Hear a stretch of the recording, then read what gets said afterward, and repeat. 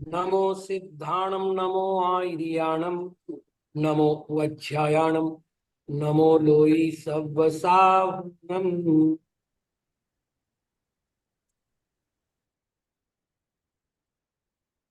चकारांत pulling शब्द भृश्च भृट भृड भृंजौ भृंजः प्रथमा भृंजम भृंजौ भृंजः द्वितीया भृंजा भृट्भ्यां भृट्भिः तृतीया भृंजे भृट्भ्यां भृट्भ्यः चतुर्थी भृंजः भृट्भ्यां भृट्भ्यः पंचमी भृंजः भृंजोः भृंजां षष्ठी भृंजी भृंजोः भृट्सु भृट्सु सप्तमी।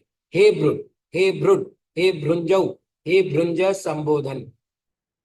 अब ये जो अपन ने अभी रूप पढ़े, इसमें विशेषता क्या है?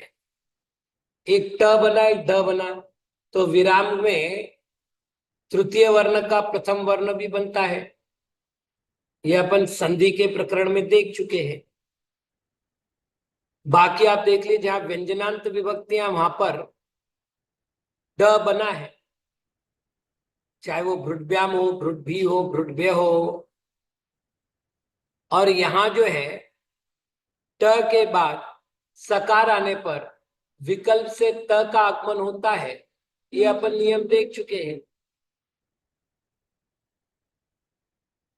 तो ये सारे नियम लगभग अपने पहले जा चुके हैं व्यंजन संधि के नियम में, इसलिए इसमें कोई नयापन नहीं है। ऐसे ही अगला टकारांत शब्द है पारिव्राट। पारिव्राट पारिव्राट परिव्राट परिव्राटौ परिव्राटः प्रथमा परिव्राटम परिव्राटौ परिव्राटः द्वितीया परिव्राटा परिव्राट्भ्यां परिव्राट्भिः तृतीया परिव्राटे परिव्राट्भ्यां परिव्राट्भ्यः चतुर्थी परिव्राटः परिव्राट्भ्यां परिव्राट्भ्यः पंचमी परिव्राटः परिव्राटोः परिव्राटां षष्ठी परिव्राटी परिव्राटोः परिव्राट्सु परिवाटत्सु सप्तमी। हे परिव्राट हे परिव्राट हे परिव्राटौ हे परिव्राटः संबोधन। इसमें भी ट और ड हुआ है। यहाँ सप्तमी में तकार का आगमन हुआ है और यहाँ ड के कारण से भ्याम में इस प्रकार के परिवर्तन हुए हैं। अर्थात व्यंजन संधि के नियम जिन्हें याद हो गए हैं उनको ये समझने में कोई बाधा नहीं आएगी। अभी मैंने कल तक का जो प्रकरण हुआ है विसर्ग संधि का, उसका पीडीएफ डलवाया है। उसके अंत में एक सूचना भी लिखी है। अभी इसमें एक तो कुछ उदाहरण बचे हुए और एक बार संशोधन आवश्यक है। तो एक दो दिन में इसको कंप्लीट करके मैं आपको दूंगा। तब तक व्यक्तिगत पढ़ाई के लिए हम प्रयोग करें। अभी तक उसको कहीं व्हाट्सएप वगैरह पर ना भेजें, क्योंकि जो प्रचारित होता है वो शुद्ध ही होना चाहिए। आज हम एक नया विषय प्रयोग करते हैं, शब्द। अभी तक हमने संधि के माध्यम से वर्णों की चर्चा की थी। वर्णों के सार्थक समूह को शब्द कहते हैं।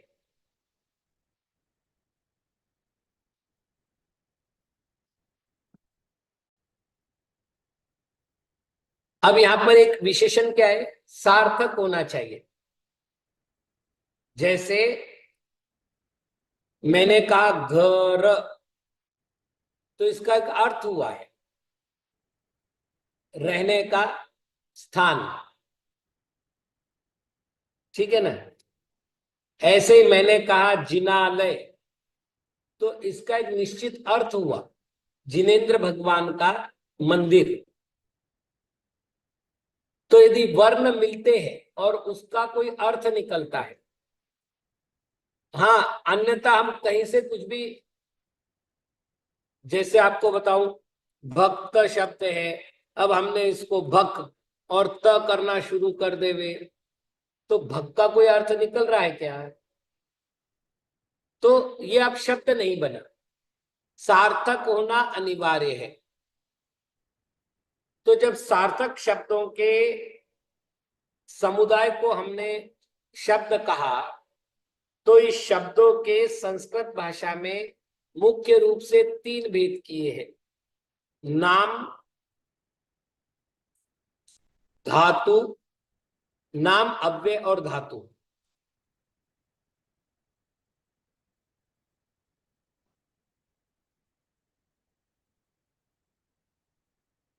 आज थोड़ी सी नाम पर चर्चा कर लेते हैं और नाम के अतिरिक्त धातु और इनके विषय में थोड़ी सी जानकारियां कर लेते हैं। तो नाम का अर्थ होता है संज्ञा, किसी वस्तु के बुलाने के लिए या पहचान के लिए या लोक व्यवहार चलाने के लिए हम एक नाम दे देते हैं। जैसे मेरा नाम सुविधि सागर है, तो इनको या तो नहीं, नाम का अर्थ तो होगा ही।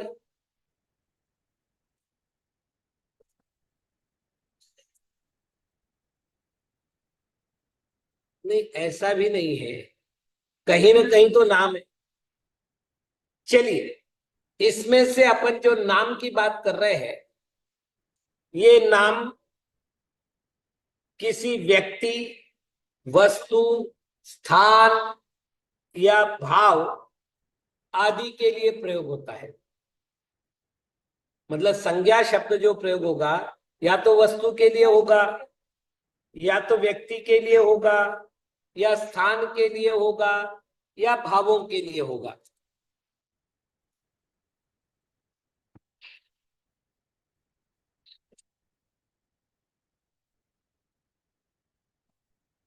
इसी कारण से संज्ञा के हम 3 भेद करते हैं।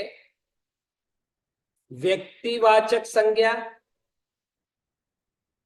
जातिवाचक संज्ञा और द्रव्यवाचक संज्ञा।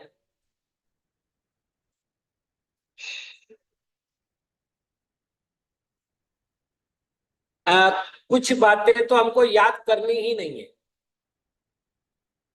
वाचक यानी बताने वाला, ठीक। तो व्यक्ति को बताने वाली जो संज्ञा है, चूंकि संज्ञा शब्द स्त्रीलिंग है, इसलिए वाचक का अर्थ होगा बताने वाली। व्यक्ति को बताने वाली जो संज्ञा है उसको हम कहेंगे व्यक्तिवाचक संज्ञा।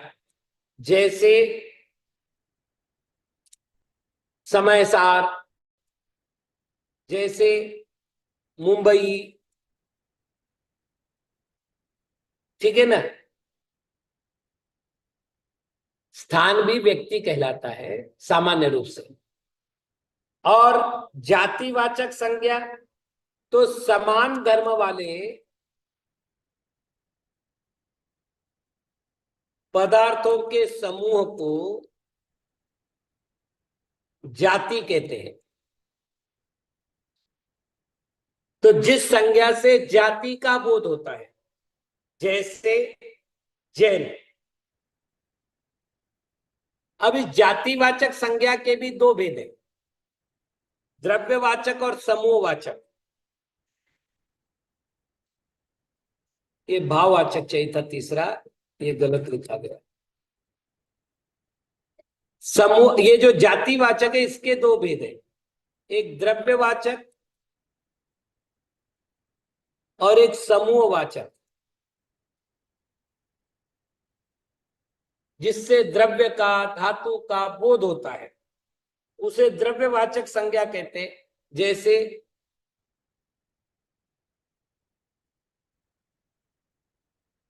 गेहूं,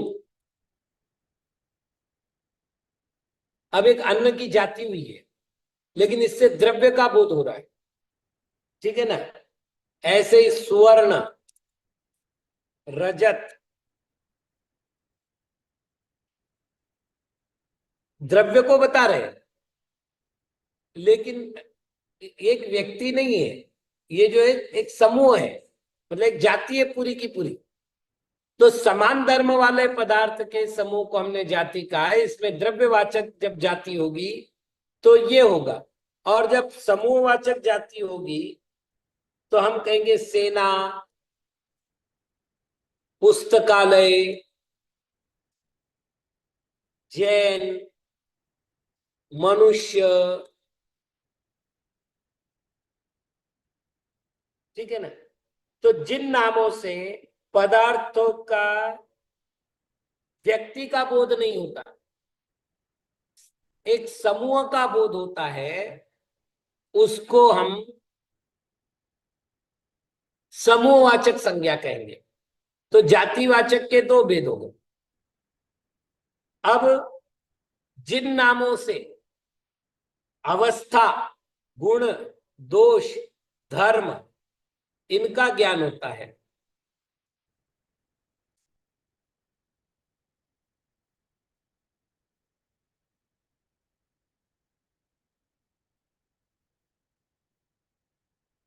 उनको भाववाचक संज्ञा कहते हैं।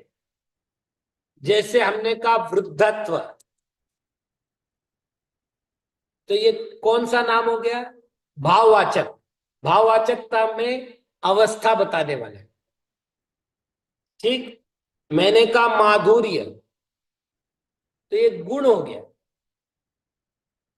क्रोध, ये जाति मतलब दोष हुआ। और हर्ष, ये भाव की दशा हुई, मतलब धर्म हुआ। क्रोध दोषवाचक हो गया। नहीं, क्रोधी आत्मा हो गया। हमको यहाँ भाव बताना है। क्रोधी तो द्रव्य हो गया, यहाँ द्रव्य नहीं भाव की बात कर रहे हैं अपन। क्रोधी द्रव्य में जाएगा, मतलब वो मनुष्य का नाम हो गया। तो जिसमें अवस्थाएं बताई जाती है, गुण बताए जाते हैं, दोष बताए जाते हैं, उन सबको हम भाववाचक संज्ञा कहते हैं। यदि अन्य प्रकार से कहे तो चार प्रकार की संज्ञा और होती है, जिसमें से पहली है प्राणीवाचक। इसमें सजीव का बोध होता है। बालक, वीर, गाय, प्राणीवाचक संज्ञा हुई ना। अब अप्राणीवाचक,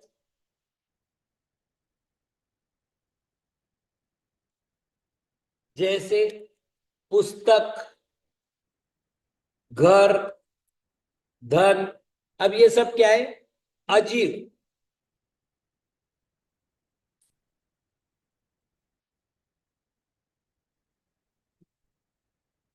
तीसरी है गणनीय संज्ञा,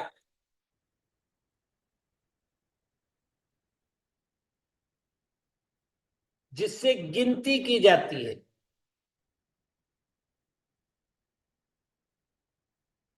ठीक। जैसे मैंने कहा बालक।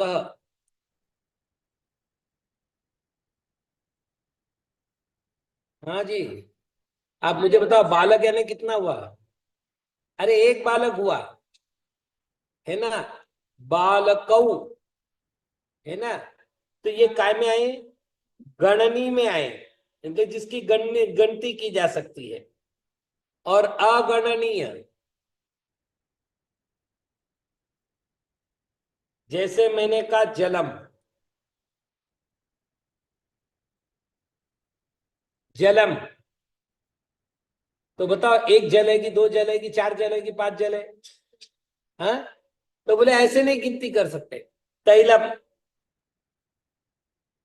एक और नाम देते अपन मित्रता। गिन सकते हो क्या कितनी मित्रता है? हम क्या कर देते, बताना भी हो तो बहुत मित्रता है, घनिष्ठ मित्रता है, इत्यादि शब्दों का प्रयोग करते, इसकी गणना नहीं कर सकते। अच्छा, कभी क्या होता है, संज्ञा से, सर्वनाम से विशेषणों से भी भाववाचक संज्ञा बनाते हैं।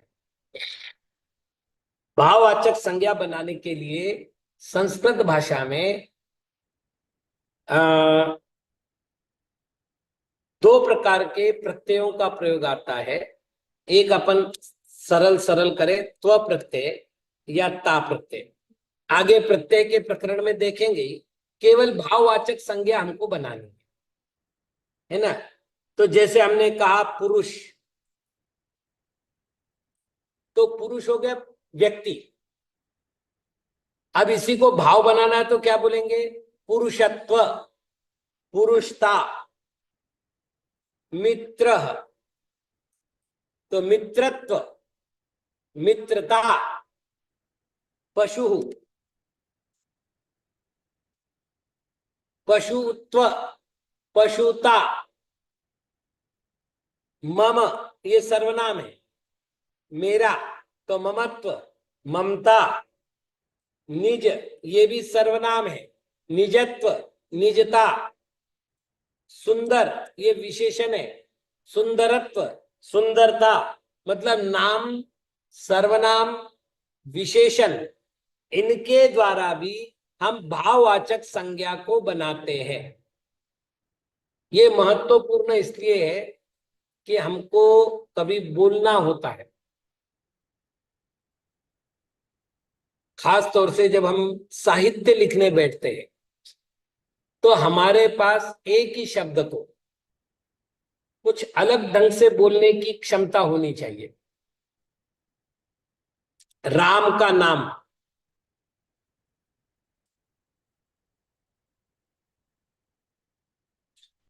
दाशरथ, दशरथ का पुत्र। कल अपन ने पढ़ा था सईश दाशरथी राम, यह वही दशरथ का पुत्र राम है।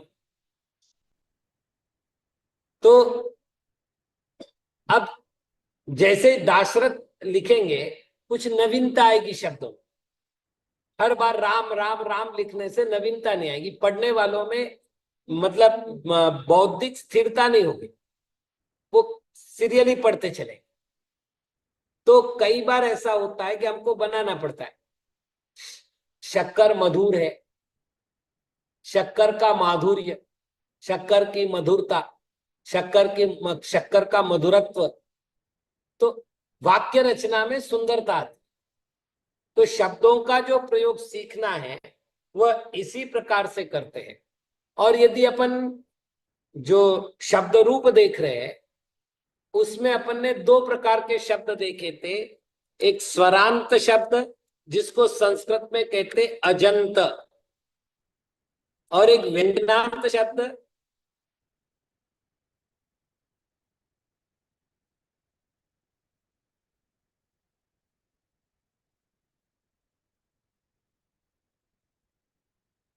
इसको हम कहेंगे हलंत। तो ये शब्दों के कुछ रूप हुए। अब सामान्य रूप से वाक्य लेकर के हम इस तरह की चर्चा कर सकते।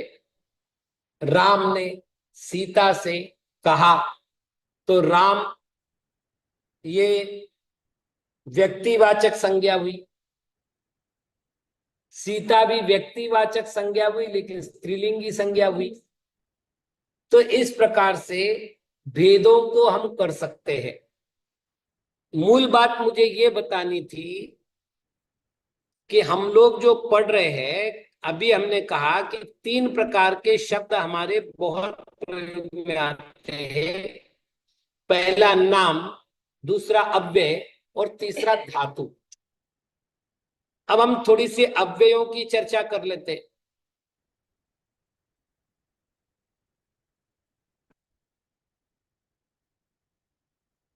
नए तत्पुरुष समास के दो नियम अपन ने देखे थे। न के बाद स्वर आता है तो न बराबर अन, और न के बाद व्यंजन आता है तो न बराबर अ। अब अव्यय शब्द का बोलिए। तो सरल हो गया, न व्ययः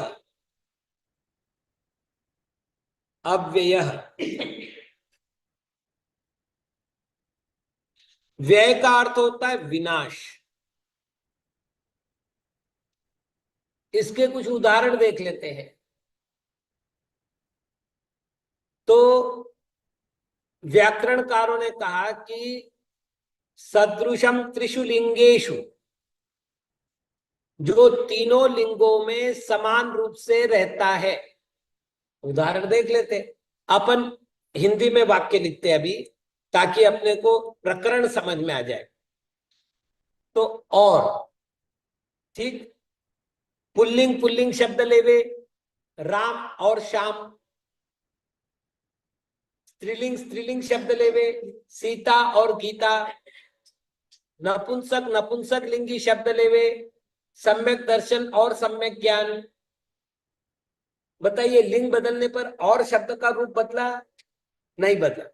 अब अपन एक काम करते, मिश्रित लिंग करके देखते। राम और सीता, राम और घर, सीता और घर।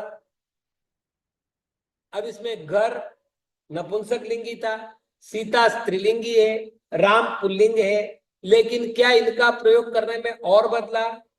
तो सदृशम त्रिषु लिंगेषु सर्वासु च विभक्तिषु। अभी हमने कहा राम और सीता, तो प्रथमा विभक्ति थी। राम को और सीता को द्वितीय विभक्ति हुई। राम के द्वारा और सीता के द्वारा तृतीय विभक्ति हुई। राम के लिए और सीता के लिए चतुर्थी विभक्ति हुई। और बदला? चलिए और देखते, सभी वचनों में देखते। राम और सीता एक वचन है, दो राम और दो सीताएं, अनेक राम और अनेक सीताएं। क्या और बदला? तो सदृशम त्रिषु लिंगेषु सर्वासु च विभक्तिषु वचनेषु च सर्वेषु यन्न वेति तदव्ययम्। कहीं भी ले जाओ, जो बदलते नहीं उनको अव्यय कहते हैं। अव्ययों का बड़ा महत्व है। जैसे मुझे कहना है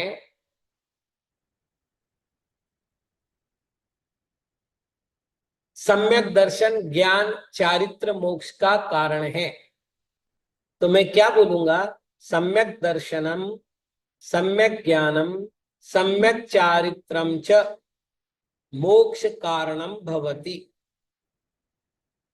अब च लगाए बिना मेरा वाक्य पूरा नहीं हो रहा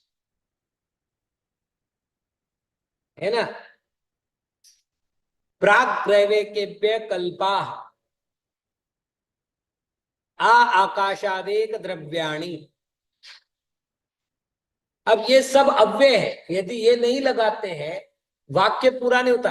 अब दर्शन के पीछे यदि सम्यक शब्द नहीं लगाओ तो कितना बड़ा दोष आएगा, ये तो आपको भी पता है।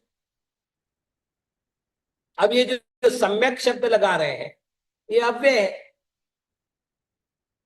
कोई परिवर्तन नहीं हो रहा है सम्यक शब्द का। तो अव्यय शब्दों का प्रयोग वाक्य की पूर्णता के लिए, सुंदरता के लिए, संक्षिप्तता के लिए किया जाता है। अब अव्ययों की संख्या कितनी बनाई जाए?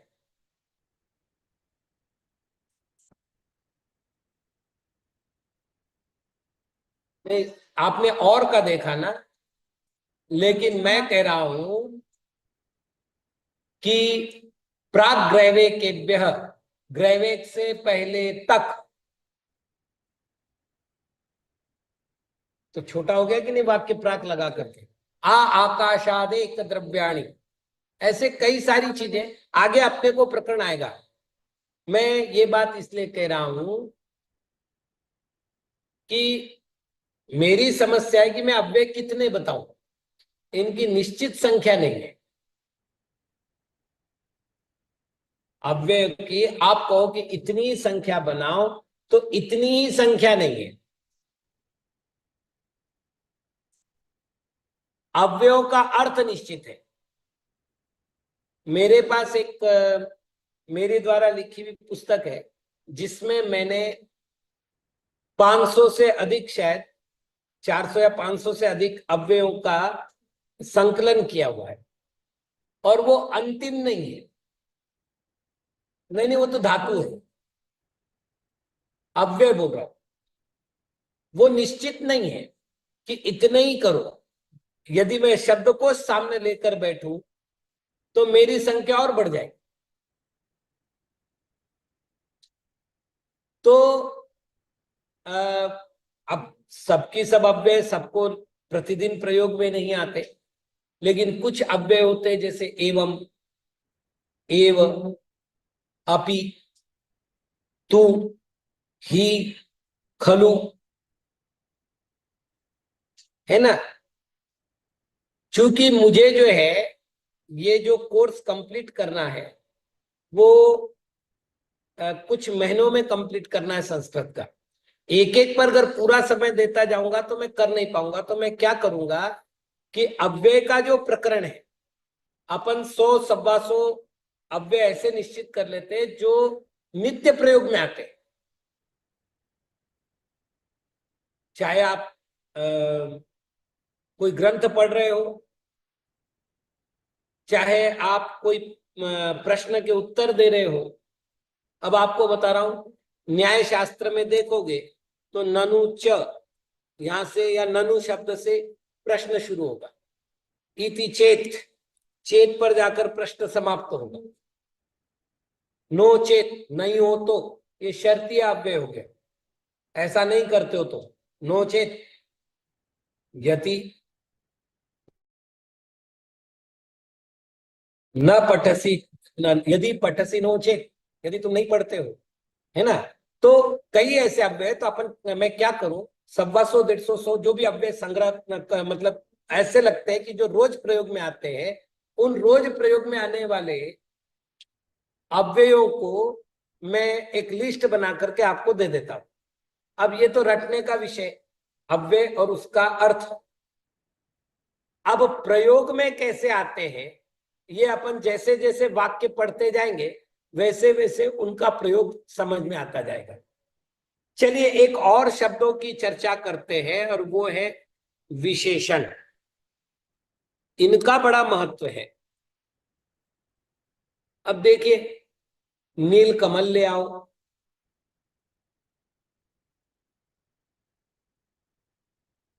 अब ये नील क्या है, विशेषण है।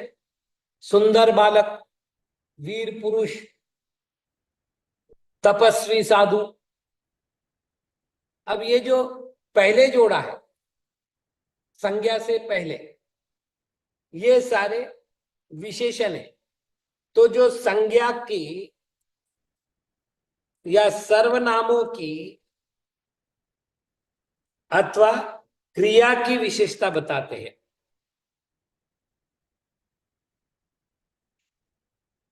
संज्ञा की जैसे नीलकमल हो गया, है ना। सर्वनामों की तो इसकी भी कई सारे उदाहरण मिल जाएंगे। और क्रिया में तो धीरे धीरे चलो, जोर से बोलो, तो बोलना तो क्रिया हो गई।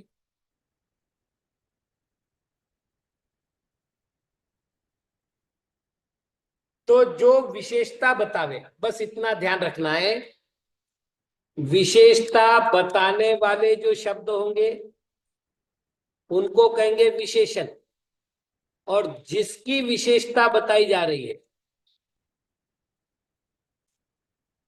उनको कहते हैं विशेष्य।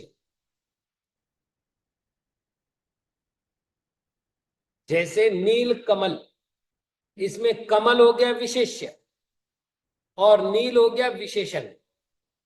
क्यों हुआ, कौन नीला है, कमल। मतलब किसकी विशेषता बताई जा रही, कमल की। जिसकी विशेषता बताई जा रही है उसको कहेंगे विशेष्य। और जो विशेषता बताई जा रही है, मतलब लाल नहीं है, पीला नहीं है, हरा नहीं है, सफेद नहीं है, नीला ही है, तो ये हो गया विशेषण। तो विशेषण और विशेष्य। अब एक और, जैसे एक अपन शब्द लेते हैं श्वेत, ठीक। अब श्वेत विशेषण है, वर्णवाचक विशेषण। अब माताजी की साड़ी के बारे में मुझे बोलना है। साड़ी को शब्द है संस्कृत में शाटिका, शाटिका। तो मैं यहां करूंगा श्वेता शाटिका, ठीक। यदि मुझे बताना है श्वेत जिनेन्द्र, यहां पर मैंने संधि नहीं किए, नहीं तो श्वेतो कहना पड़ेगा, क्योंकि अकार के आगे घोष वर्ण है और बीच में विसर्ग है। जैसे चंद्रप्रभ भगवान, क्या बोलेंगे अपन? श्वेत जिनेन्द्र, श्वेता नहीं। हाँ, और श्वेतम पुष्पम, पुष्प नपुंसकलिंगी है। तो इससे क्या सिद्ध हुआ? विशेषण, विशेष का जो लिंग होगा, विशेषण का भी वही लिंग होगा। ऐसे ही मतलब लिंग के साथ वचन, यदि विशेष्य एक वचन में है तो विशेषण भी एक वचन में होगा। विशेष्य द्विवचन में है तो विशेषण भी द्विवचन में होगा। विशेष्य बहुवचन में है तो विशेषण भी बहुवचन में होगा। अच्छा, मान लेते हैं मुझे कहना है सफेद साड़ी में, सफेद साड़ियों में, तो सप्तमी का बहुवचन क्या हुआ? शाटिकासु, है ना। तो मैं यहां क्या करूंगा? श्वेतासु। मुझे, हाँ बिल्कुल बिल्कुल, संख्यावाचक विशेषण है। नवसु ग्रैवेकेषु, तो ग्रैवेक हो गया विशेष्य और नवसु हो गया विशेषण, तो नवसु हो गया संख्यावाचक विशेषण।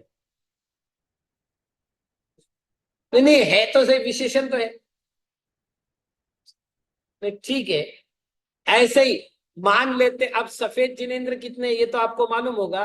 बे गोरा, बे सावलिया, बे हरिया, बे लाल, षोडश कंचन वर्ण युतते बंधु त्रिकाल। दो गोरे यानी श्वेत वर्ण के, दो काले, दो हरे, दो लाल और 16 पीले भगवान है। तो अपन करते मान लो जिनेन्द्र, तो श्वेतौ। मान लो मैं कहता हूं सफेद पुष्पों, बहुत सारे पुष्प, तो श्वेतानि पुष्पाणि। मतलब जैसा लिंग, जैसा वचन और जैसी विभक्ति विशेष की होगी, वैसा ही लिंग, वैसा ही वचन और वैसी ही विभक्ति विशेषण की भी होगी। विशेषण की अपनी स्वतंत्र सत्ता नहीं है ना। ये हो सकता है कि हमने विशेषण को, विशेष्य को छिपा दिया हो। जैसे आपने पूछा महाराज मैंने कैसे लिखा, तो मैंने कहा सुंदरम। तो सुंदरम क्या था? विशेषण था।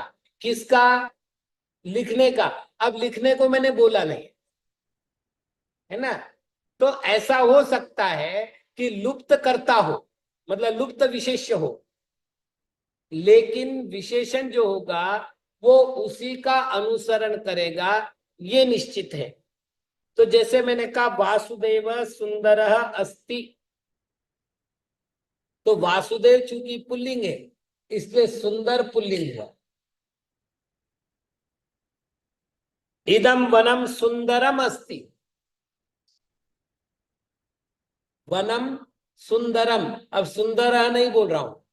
और सीता सुंदरा अस्ति, सुंदर नहीं, सुंदरा। क्यों? क्योंकि सीता है, स्त्रीलिंगी शब्द है। तो विशेषण के संबंधित ये बातें जानकारी में रखनी है। बाकी चर्चा समय मिलने पर करेंगे। ओम नमः। एक मिनट, यहाँ कुछ प्रश्न आए हैं। देखिए, धर्म का अर्थ आप यदि कर रहे हैं जैन अजैन, तो वो यहाँ प्रकरण नहीं है। यहाँ भाववाचक की बात कर रहे हैं। तो ये अ, आत्मा का स्वभाव माना है, मतलब व्याकरण में इसको जीव का स्वभाव माना है।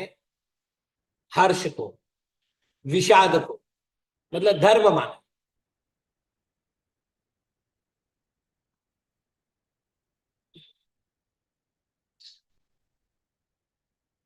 बाकी ठीक है, चर्चा समय मिलने पर करेंगे।